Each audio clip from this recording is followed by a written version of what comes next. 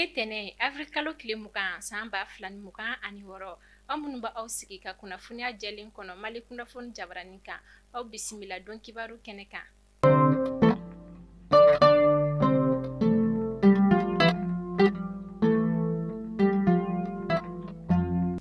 Kunnafoni di daminɛ la an bɛ kunnafoniya daminɛ ni an ka kɔkan minisiri Abdulaye Diop ale ka taama hukumu kɔnɔna la.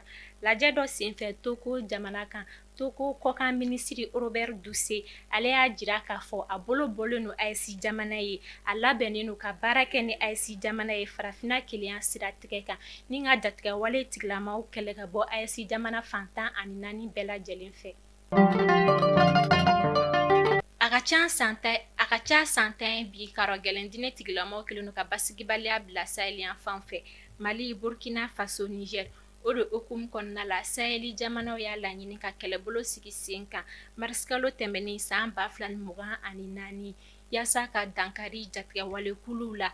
Kunnafoniyaw y'a jira k'a fɔ AES kɛlɛbolo cɛdenw bɛ taa i jɔ sɔrasi 15 ni a ɲɛmɔgɔya talen don k'a di General Brigade Dawuda Tarawele ma yaasa ka dankari jatigɛ walekuluw la AES jamana bɛɛ lajɛlen kɔnɔna la. État-major général des armées bɛ faso jama bɛɛ lajɛlen ladɔnniya an ka finitigilakaw ka sanfɛ pankuru ka jateminɛ kɔnɔna la u taara bɔ jatigɛ wale tigilamaw dagayɔrɔ dɔ kan Lakamane Yoro di Sahel mara la min senfɛ u ye minan caman minɛ u la tadistɛrni 2 pick-up 1 bisi fitini ale 1 bolimafɛn sen 4 Land Cruiser 1 bolimafɛn sen 2 den 14 ale ni bolimafɛn sen 3 den 1 min senfɛ u ye dankari jatigɛ wale tigilama caman na u dagayɔrɔ la. O don kelen sɛgɛsɛgɛli baara hukumu kɔnɔna la kilomɛtiri 82 Kidali Sahel fan fɛ an ka wolomasigi tabaw ye pick-up 3 minɛ yiri dɔ kɔrɔla la ni ka dankari jatigɛ wale caman na fo ka taa se mugujugu minnu kun donn'o dugu jukɔrɔla la. État-major général des armées b'a laɲini jamana kɔnɔden kelen kelenna bɛɛ lajɛlen fɛ ko bɛɛ lajɛlen k'i hakili sigi jatigɛ wale tigilamaw mana kɛ yɔrɔ yɔrɔ an ka wolomasigi tabaw b'u ɲini ka garan da u la. An bɛ taga Jalakɔrɔji ka sanga ni jamana ɲɛmaaw ka cɛsiri n'u ka wulikajɔ ye fasodenw ye. O de hukumu kɔnɔna la Jalakɔrɔji musow ni denmisɛnw bɛ wele bila jamana ɲɛmaa ma Général d'armée Assimi Goïta a ka dɛmɛ d'u ma lakana ni kɛnɛya siratigɛ kan. Kunnafoniyaw y'a jira k'a fɔ a ka ca san damadɔ ye bi fɛn min ye Jalakɔrɔji sira ye ale kɔni dilanni jɔlen don. O de hukumu kɔnɔna la Jalakɔrɔjikaw bɛ wele bila jamana ɲɛmaa ma yaasa u bɛ se ka dɛmɛ d'u ma. Kɛrɛnkɛrɛnnenya la nin tilemaba in na fɛn min ye Jalakɔrɔji sira ye ale kɔni bolili ma nɔgɔn k'a sababuya kɛ gɔngɔn ye ale ni dingɛ minnu bɛ sira la fo ka taa se samiyɛ mana se ji minnu bɛ sigi sira kɔnɔna la.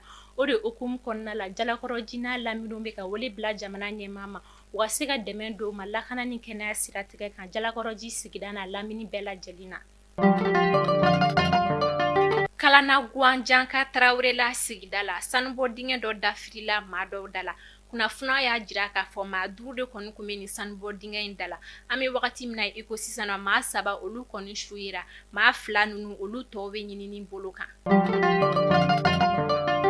Farafinna kelenya tɔnba ɲɛmɔgɔ Evariste Ndayishimiye ale bɛ taama na AES jamanaw ni ɲɔgɔn cɛ teriya ani baara siratigɛ la. A bɔra Burkina Faso capitaine Ibrahim Traoré fɛ bi tɛnɛ Afrikalo tile 20 san 2026 a bɛna i kunda ba Maliba kan yaasa a n'an ka jamanakuntigi bɛ se ka masala cogoya minnu na ka hakilinaw falen falen ɲɔgɔn na.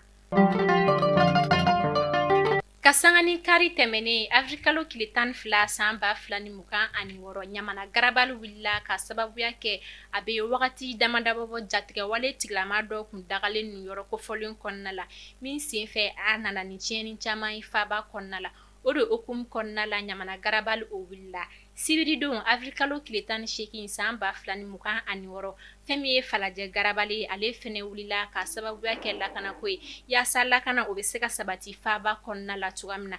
Falajɛ garabali ale ni Ɲamana garabali u kɔni bilala ka taa Sanakɔrɔba Senu kɔfɛ. Kenye Kenyeba Kayi mara la Jalafara sigida la Sadula lamini na ni sigida la kofɔlen maaw bɛ ka société chinois ka tagali wajibiya ka bɔ u ka sigida la sabula u ka baara bɛ ka degun lase u ma.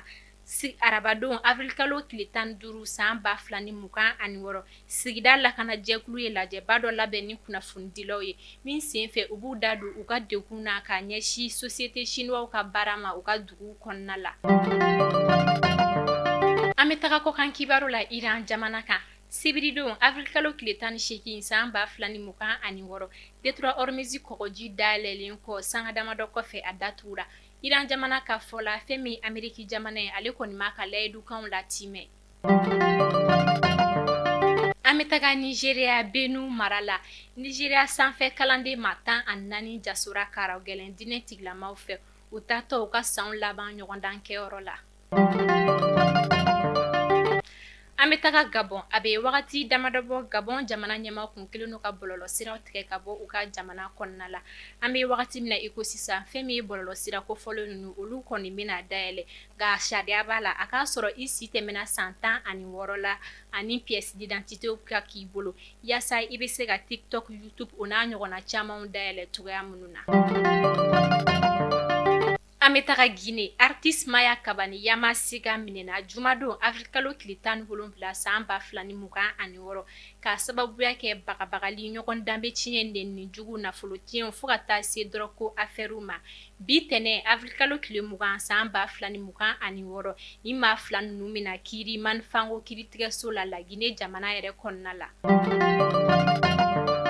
Mali kunnafoni bɔlɔlɔ sira lajɛbaw ni ne bɛ dansigi an ka bidon kibaru la aw k'an bɛn donna nataw kunnafoniya kuraw kɛnɛ kan ala ka bɛn ni kelenya ko sabati an ka jamana kɔnɔna la.